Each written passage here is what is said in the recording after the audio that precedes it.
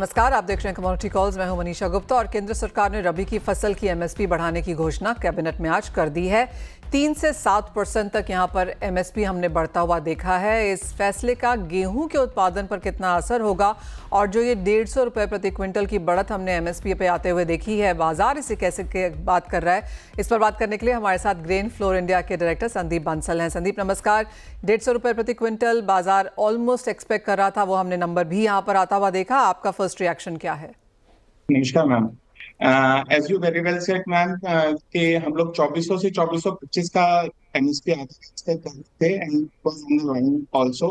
Specially जब हम लोग मक्का से कंपेयर करते हैं, जैसे जैसे इथेनॉल इंडस्ट्री ग्रो कर रहा है, मक्का का कंजम्पशन बढ़ रहा है उसमें, and there is slight drift towards makka, particularly in the region of Punjab and Bihar, even in some areas of eastern UP also. So to maintain the acreage in wheat, government ने 2400 सवा 2400 का rate दिया। ये reasonable है, जिससे कि एक negative shift जो जा सकता था मक्का की तरफ, वो शायद अब नहीं जाएगा। So it's a welcome sign. Alright Sandeep, अगर पिछले साल की फसल की यहाँ पर बात करें तो सरकार और ट्रेड के नंबर्स अभी भी यहाँ पर मैच नहीं होते हैं। इस साल किस तरह के नंबर्स होने की एक्सपेक्टेशन है और क्या इस एमएसपी का कोई फर्क पड़ेगा? लास्ट ईयर अगर हम लोग MP, Rajasthan and Gujarat, Maharashtra region की बात करें तो डेफिनेटली वहां पे नंबर्स में गैप है। जो भी कलेक्टिव नंबर्स गवर्नमेंट की तरफ से आए थे या प्राइवेट एजेंसीज ने जितना भी सर्वे करवाया था, उसमें एमपी एंड राजस्थान डेफिनेटली एक नेगेटिव जोन में फाइनल इंक्लूजन निकल के आ रहा है। कमिंग ईयर में due to reasonably good and price भी बहुत अच्छा, फार्मर को लूज मंडीज 2800-2900 रुपए तक बिक रही है, तो उसका एक बेनिफिट हमें मिलेगा।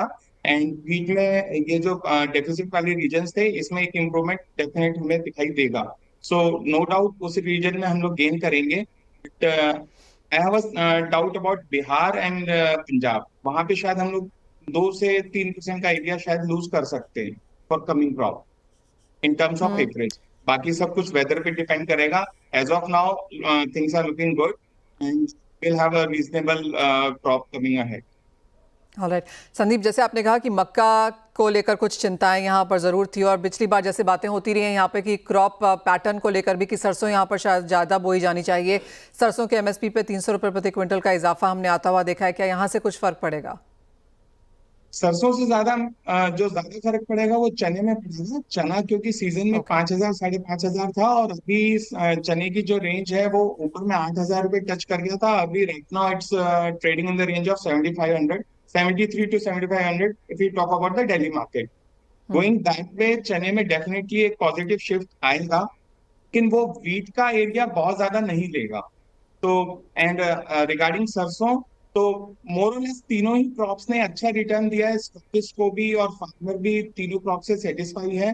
तो प्राइसिंग की रेंज में अगर हम बात करें तो प्राइसिंग की वजह से बहुत बड़ा शिफ्ट हमें तीनों में से किसी में आते हुए दिखाई नहीं दे रहा। डेफिनेटली चना थोड़ा सा एक्स्ट्रा गेन कर सकता है, क्योंकि उसने थोड़ा एक्स्ट्रा ऑर्डिनरी, लास्ट ईयर चना नीचे में 4,500 मंडियों में टच कर गया था, तो पॉजिटिव ट्रेंड वहां मिलेगा। सरसों एंड गेहूं मोरलेस एकरेज में ऑलमोस्ट सेम जाना चाहिए। ऑलराइट, एक क्विक फाइनल सवाल, पिछले साल आपके हिसाब से क्या फसल थी एंड संदीप इस साल क्या रह सकती है? लास्ट ईयर हम लोग जो मार्केट में बिहेव कर रहे हैं, मार्केट का थोड़ा सा बिहेव तो इस वजह से भी कर रहा है कि गवर्नमेंट की लास्ट ईयर की पॉलिसीज कुछ अलग थी। लास्ट ईयर गवर्नमेंट 26 के लेवल पे अनकंफर्टेबल था, और की बात गवर्नमेंट 28-30 के लेवल पे भी कंफर्टेबल है। तो अभी हम लोग फाइनल कंक्लूड तो नहीं कर सकते नंबर्स को इन टर्म्स ऑफ को देखते हुए। डेफिनेटली हम लोग लास्ट ईयर से हम लोग ने 3 से 4% एक्स्ट्रा क्रॉप था हमारा इन terms of year on basis. Final number तो इट ऑल डिपेंड्स कि गवर्नमेंट नवंबर में या जनवरी में कब एंटर करता है और प्राइसिंग कहाँ जाता है।